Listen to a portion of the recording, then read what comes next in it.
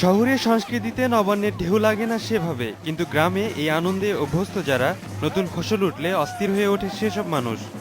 শেরপুরে নালিতাবাড়ির সেতুতি বিদ্যানিকেতনে আয়োজন হলো এমনই এক নবান্ন উৎসবের।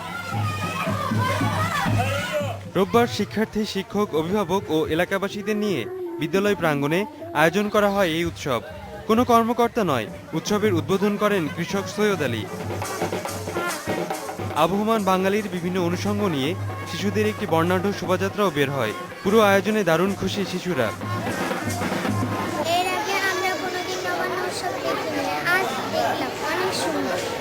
উৎসবের মধ্য দিয়ে নতুন প্রজন্মকে বাঙালি সংস্কৃতির সঙ্গে পরিচয় করিয়ে দেওয়া সম্ভব বলে মনে করেন আয়োজকরা।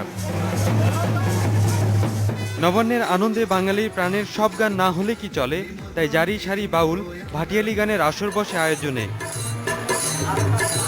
রাকিব খান, ইন্ডিপেন্ডেন্ট নিউজ।